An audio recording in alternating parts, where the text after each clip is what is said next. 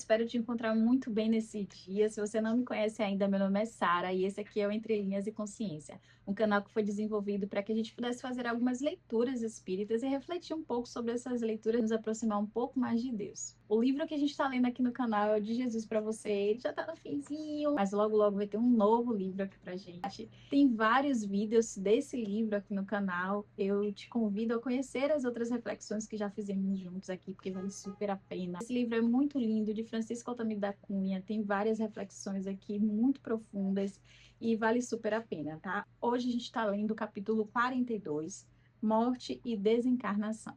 Se considerarmos a morte como o fenômeno de paralisação da vida no corpo físico e a desencarnação como o fenômeno de libertação das influências magnéticas geradas entre o corpo e o espírito, conforme nos ensinam os mentores espirituais, podemos afirmar que morrer e desencarnar nem sempre acontecem simultaneamente. Entre esses dois fenômenos é exigido um intervalo de tempo que varia de espírito para espírito, podendo ser mais longo ou menos longo, dependendo do tipo de vida que ele teve no corpo físico. A mente é instrumento poderoso que, através do pensamento, imprime no perispírito, o corpo fluídico, marcas profundas ou superficiais em forma de dependências maiores ou menores, que não serão extintas de imediato com o fenômeno da morte. Cada espírito, após o fenômeno da morte, irá se deparar com a prisão ou a liberdade a quem fez jus como resultado da indisciplina ou da disciplina mental que cultivou durante a experiência corporal. Impressões longamente fixadas e sensações vividas com sofreguidão assinalam profundamente os tecidos sutis do perispírito, impondo necessidades e dependências que a morte não logra de imediato interromper. A desencarnação pode para alguns ser rápida, proporcionando uma certa liberdade, até mesmo antes da sua consumação. Mas vale lembrar que esse fenômeno é uma conquista apenas dos espíritos que souberem aproveitar a encarnação, transformando-a em instrumento importante para a sua evolução espiritual, não se deixando escravizar pelos excessos. Esses excessos, de acordo com os mentores espirituais, poderão gerar viciações que causam dependência e sofrimento. Entretanto, são muitos os negligentes que vivem como se a vida no corpo físico fosse eterna. Procuram nos excessos e nas viciações a plenitude do prazer. Como resultado, criam fortes impressões e laços magnéticos dos quais não se libertam de imediato. Somente alcançarão a libertação depois de um intervalo de tempo proporcional ao tempo da dependência.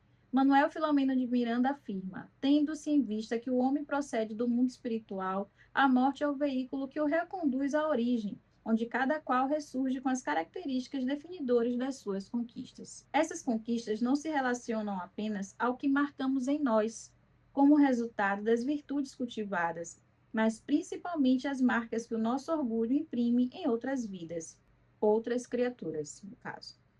A sintonia com a lei de amor gera a libertação dos liames gravados pela vida física. Porém, não podemos nos esquecer de que a vida tem outros mecanismos naturais, além dos que se refletem pela lei de amor. O sofrimento, resignado, por exemplo, é instrumento de valor inestimável, por facultar as possibilidades de mudanças nos painéis mentais, tornando menos densos os laços magnéticos que prendem o espírito ao corpo. De acordo com o Mestre Jesus, cada um receberá segundo as suas obras. Consequentemente, o intervalo de tempo entre a morte biológica e a desencarnação tem relação direta com o gênero da vida. Pensamentos e ações mais ostensivas do espírito enquanto encarnado. Então, aqui nessa leitura breve, o autor do livro ele faz uma separação, vamos dizer assim, entre a morte e a desencarnação. Porque não necessariamente quando morremos aqui na Terra, nos desligamos em espírito completamente do corpo.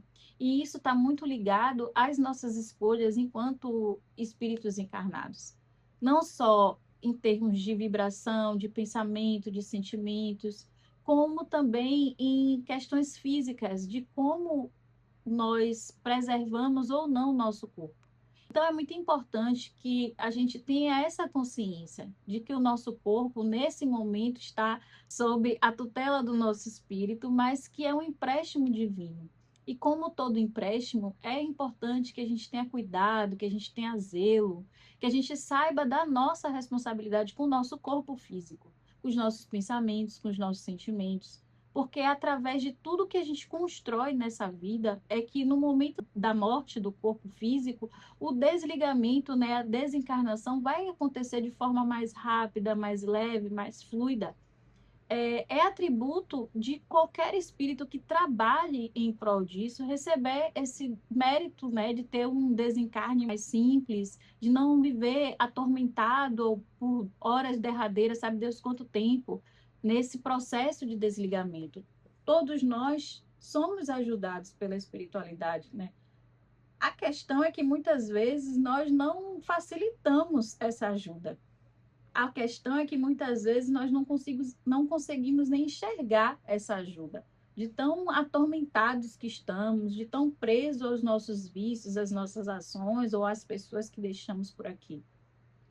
Então, o que mais eu tenho dito no decorrer da leitura desse livro é da nossa necessidade de construção, de reforma íntima, de autoconhecimento, de busca genuína por uma mudança de comportamento, de pensamentos, que é isso que vai fazer com que a gente retorne para a nossa casa oficial, que não é aqui na Terra, né? É lá na espiritualidade, de forma mais tranquila, com a nossa mente tranquila, com a nossa consciência em paz, porque o que nos aterra ainda a, a, a esse universo terrestre são as nossas próprias escolhas. Se você concentra a sua energia em determinada coisa, você vai passar o tempo todo em volta daquilo ali, sem abrir espaço para as coisas que são realmente importantes. Então, que os nossos tesouros, eles possam ser a nossa consciência tranquila, o nosso bom comportamento, os nossos bons sentimentos, a nossa construção moral, intelectual, porque esse é o nosso verdadeiro propósito aqui na Terra. E quando a gente sair daqui, serão as únicas coisas que a gente de fato levará. São esses valores. Então, que a gente possa sair de forma mais tranquila, de forma mais leve, de volta para o lugar do qual a gente veio e precisará retornar.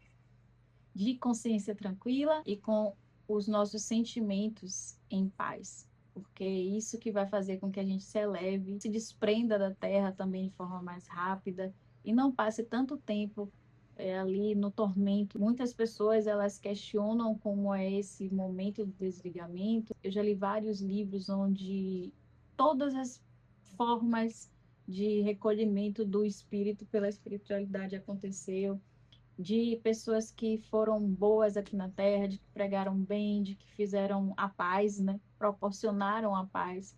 E no momento do desligamento, a equipe socorrista veio, desligou o espírito, levou para os hospitais na espiritualidade. Vi também histórias de pessoas que estavam doentes e a espiritualidade veio, acolheu, levou para os hospitais para dar continuidade ao tratamento, até que o espírito pudesse acordar e se restabelecer. Vi situações onde as pessoas não escolheram bons caminhos, não fizeram boas escolhas mentais e acabaram sendo tragadas para zonas mais inferiores.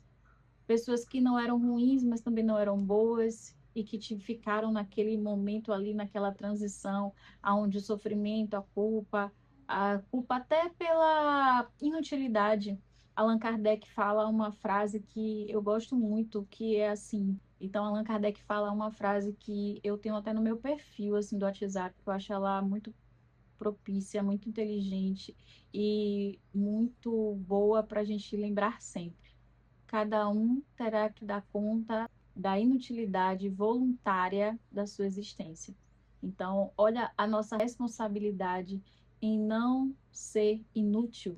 Eu li um livro onde uma mulher, ela não era uma pessoa ruim, ela era fútil apenas. Ela ficava em casa, ela não fazia nada, ela tinha vontade de cuidar da casa, a família tinha dinheiro, então ela tinha pessoas que ajudavam na manutenção da casa, na limpeza, na alimentação e tudo, e ela ficou ociosa. E a ociosidade tomou conta de tal forma que ela desencarnou nessa ociosidade. E ela tinha dificuldade até para sair dessa preguiça física, moral, intelectual. sabe? Então a gente tem que ter muito cuidado com as nossas escolhas, porque por mais que a gente às vezes sinta uma procrastinação para fazer as coisas, a gente sinta uma dificuldade para entender algumas coisas, para tomar a frente de outras tantas, mas a gente precisa fazer o exercício de alcançar os objetivos que a gente quer. Sabe, a gente precisa fazer o esforço de sair daquela zona, às vezes, do comodismo, às vezes da inércia, e buscar aprender. Se você tem uma dificuldade, busque estratégias. Existem milhares por aí de situações e de possibilidades. Se una a pessoas que querem também se transformar. Saia desse círculo social que você vive, porque se você quer viver coisas diferentes, você precisa sair de onde você está e ficar ao lado de pessoas que já estão vivendo essa realidade que você quer construir. Então, a gente precisa ter essa compreensão, ter essa atenção para se transformar, para sair da inércia cultural, da inércia moral, da inércia física, porque é tudo um conjunto. E a partir do momento que você trabalha todo o conjunto do seu ser, com certeza o seu lugar terá muito mais avanços e muito mais conquistas do que se você permanecer estático no mesmo lugar. Eu espero que essa mensagem chegue até você nesse dia, que precisa ouvir isso, e você reflita em como você pode se mexer nesse momento, como você pode fazer mais por você, tá bom? Conte comigo, meu e-mail está aqui. Se precisar, mande uma mensagem, fale comigo aqui nos comentários. Eu vou ter o maior prazer em responder, em te ajudar de alguma forma, tá bom? Fica com Deus. Um grande beijo e um forte abraço.